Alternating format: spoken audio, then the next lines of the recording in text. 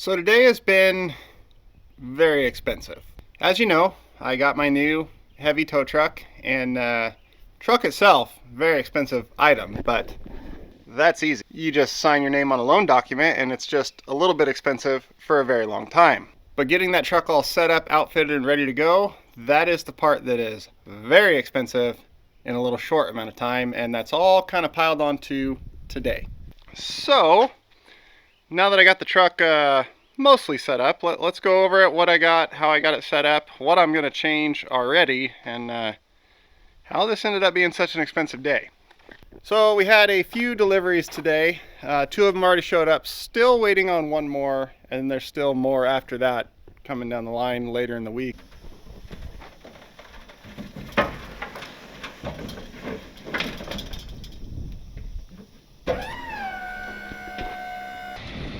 Thank you. The tracks are here.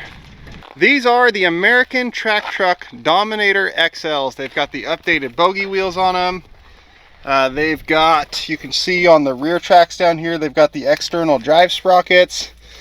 Got, this is new. My other ones didn't have this. I'll have to look and see what that is. I'm not sure, but we'll find out. But we are going to get these put back on the Cherokee. It is going to be the Snow Track Jeep. The TJ6 is going to stay on tires since it's on 37s and all that. It's very capable on tires, so we're going to leave it. It'll probably get these at some point too, just for fun. These are the Ice Attack tracks. Very, very happy to get these here.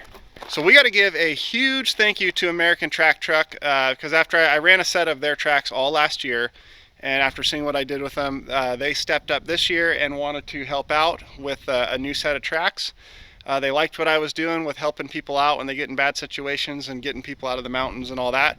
And they didn't give me these. I did pay money for these, but they gave me a very nice discount to support what we were doing.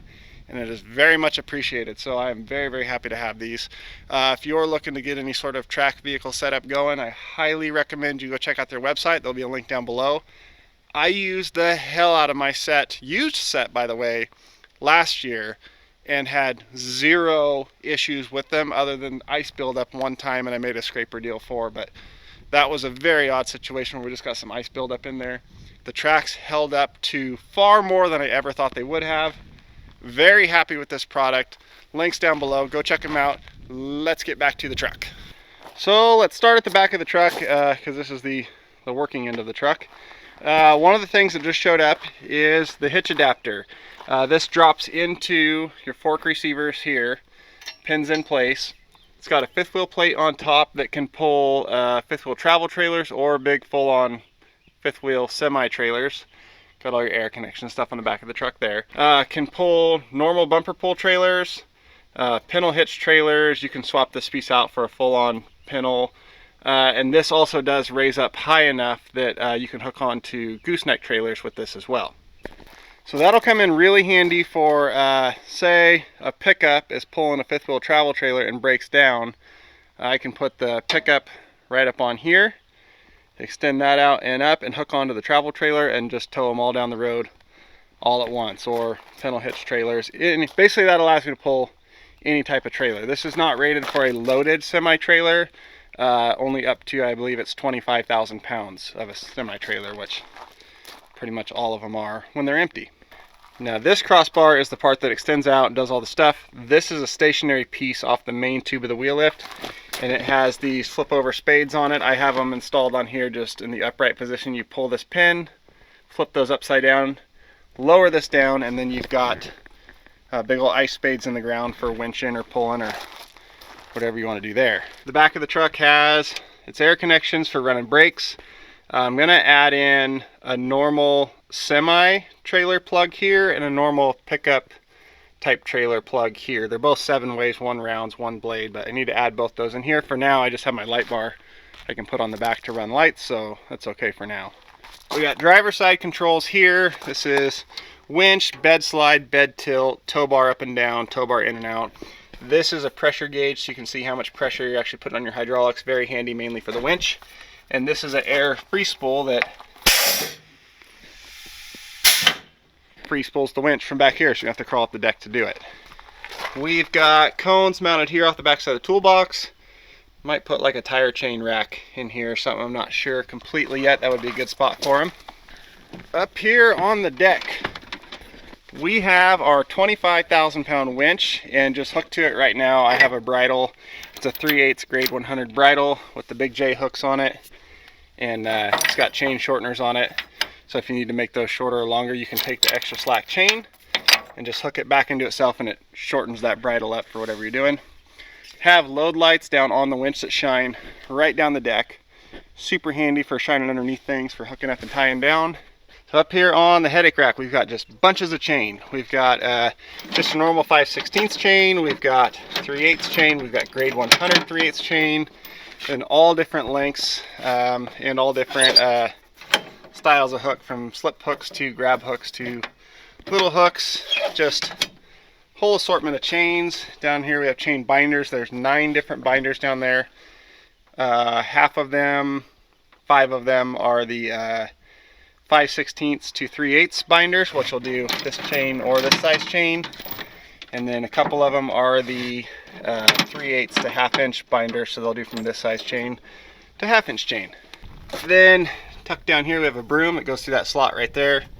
It's bungee corded on the other side, stays out of the way. We've got jumper cable posts off the back side of the battery box here. Air connections out the back there. Drain hose.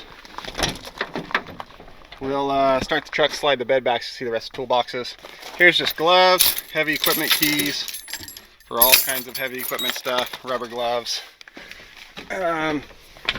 Inside still haven't fully cleaned up. Got hard hat I went and found. Oh, and I found my old vest for construction sites, the old Liddell equipment vest. I didn't even know I had any of these still around. These things are like collector's item now.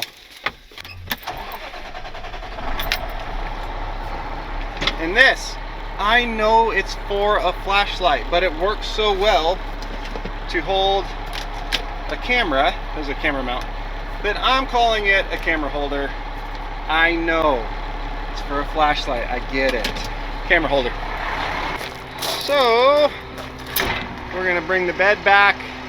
You have to bring it back till this light is over that flap before the bed will tilt, because the bed has a set of locks up there that it slides into and won't let it come up. They're very big, heavy duty locks.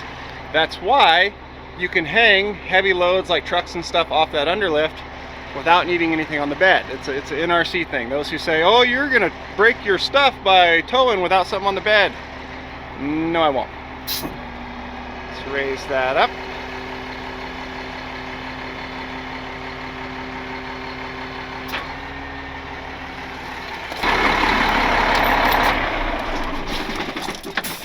Okay, one thing I did forget to mention is that hitch adapter just showed up today. I have nowhere on this truck to store it yet, so it's just right there for now.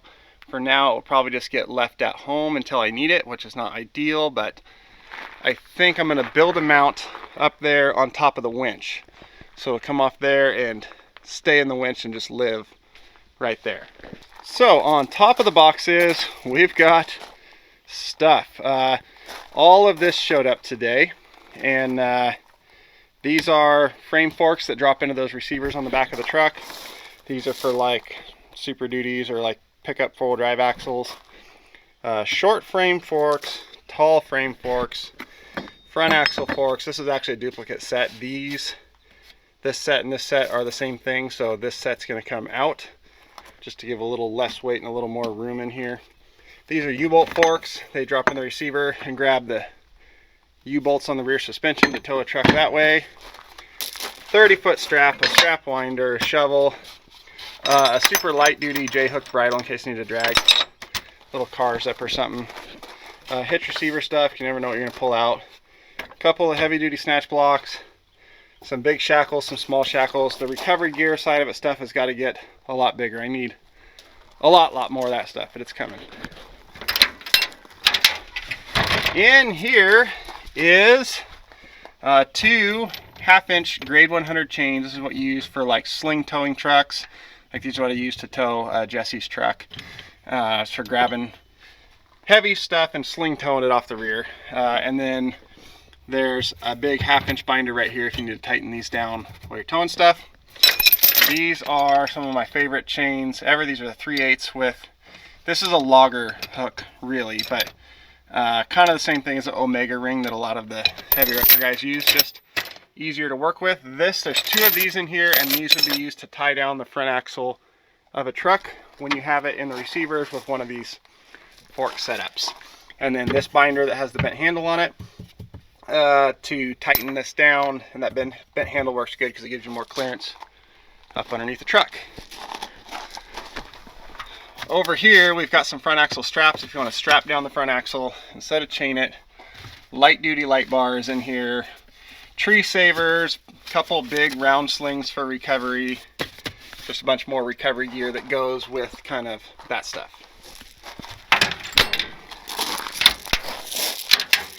Up here we have, these are stake pocket D-rings, so you can see they drop into the stake pockets on the bed to give you D-ring points up and down the bed.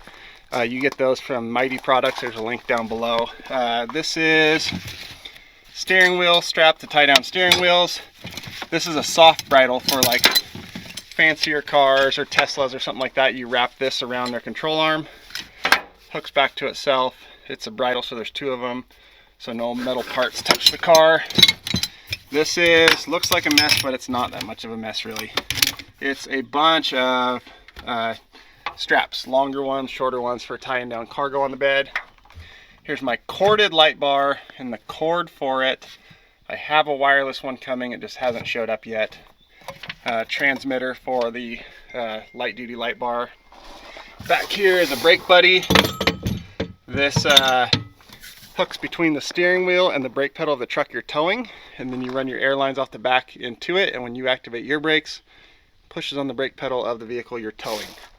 A bunch of spring clamps. These are very, very handy for holding up cords and air hoses and stuff like that. We come around to this side of the truck. We have duplicate controls on this side. The only difference is these ones go in and out instead of up and down, which throws you off a little. This truck is wired for a remote control. I don't have a remote control for it though, and I want at least the winch to be on a remote. That would be super handy. Over here on top we got a bunch of spare pins. There's more spare pins in here. A little shovel that Harbor Freight sent me. These are amazingly handy for digging out tracks on equipment. You're going to like haul equipment with this thing. A little mini excavator tracks, a little dozer, stuff like that. These little shovels are so handy for digging that stuff out. These are fairing clamps. If you have to tow, well, they're C-clamps, but we use them for fairing clamps. If you have to tow, well, like this, a big rig backwards, this one with the headache rack wouldn't be an issue. If it didn't have a headache rack, these fairings are a big wind catch and try to blow out and it'll break them. So you take these big long clamps like this, clamp it because they reach way in there, and you know, put some padding and stuff, and they're sitting there, and then you take ratchet straps and just go from one to the other across there, and you strap those fairings together so they don't blow off. That's what these are for. Skates for skating a vehicle that's locked up or down off the bed. This is a driveline buddy type of deal. It like a load lock wedges between the frame rails across there, and this loop goes under the driveline so that when you unbolt the driveline and pull it off, this holds it up. It's got another one here that goes forward and holds the driveline back in so that it's not in the way when you're towing something down the road. Big piece of angle iron. I've got some more wood blocks and stuff that are going to go in here. This is, well, both of these boxes are the part I'm not happy with yet because I haven't found the correct solution yet. So these two wood blocks stay here because they fit and they help keep those toolbox drawers closed, but they get used for when you have to double pick a truck to use different frame forks. You pick it up, set the blocks under, lower it down, put taller forks in there to lift it by. That's what these are for, among many other things. But These are a couple toolboxes I just had sitting around. They don't fit this space very well. They leave a lot of empty space, but we've got wrenches and a whole drawer just for 2 Allen wrench things. That's efficient. But screwdrivers and little sockets and pliers. I need to find a toolbox or drawer setup that like fills this box completely, so all of my hand tools can just be right here and in one box. Lubricants, because those are always handy, more spare pens, and hand cleaner. In this box, this is the one I'm most not happy with, because all of my impact sockets, my wobble impacts, my little impacts, all that stuff is taking up all of this room down here, which could be better used for other things if this was set up with some drawers that were much more efficient. All of the hand tools should fit in there. But aside from this, we have our battery powered tools, impact guns, all that. This is a Tiger tool. It's for removing pressed in U-joints, which this truck doesn't have them, so I can't show you what they are, but this removes pressed in U-joints so you get the drive lines out. Little hammers, bigger hammers, flashlights and stuff. Ratchet straps, got a bunch more ratchet straps going in here. Axle bucket for when you're pulling axle shafts out. You put this in the rim of the truck and the fluid goes in here instead of all over the place. And I have a whole set of axle caps too to cap those back off when you pull them out.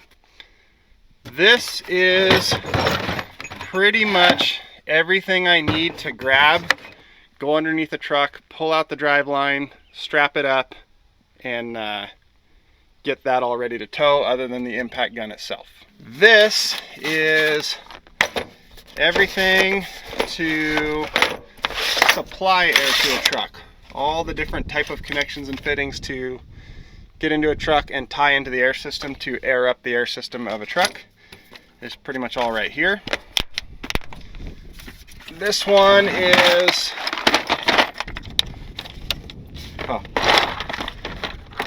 just a ton of miscellaneous air fittings and valves and adapters and all the different type of stuff, because you never know just what you're going to run into when it comes to air systems.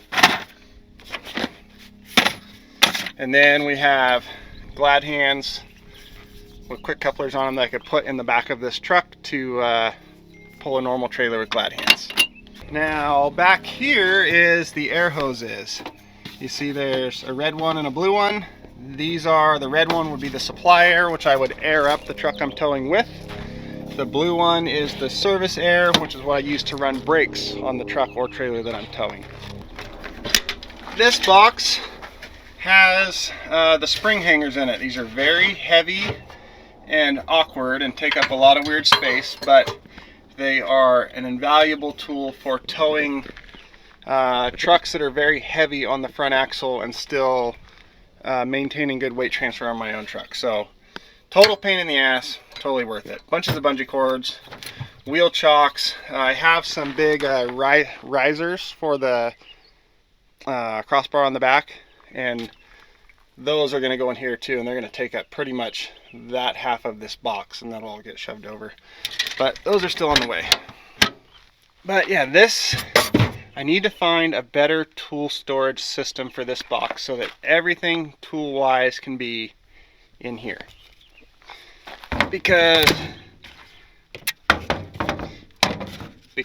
I am I'm wasting a ton of space by having the whole bottom half of that box dedicated to tools as well, when it really shouldn't be. So that is the truck and how it's set up as of right now. Like I said, there's a lot more on the way, and I'm sure it'll all get rearranged 15 times before I'm happy with it.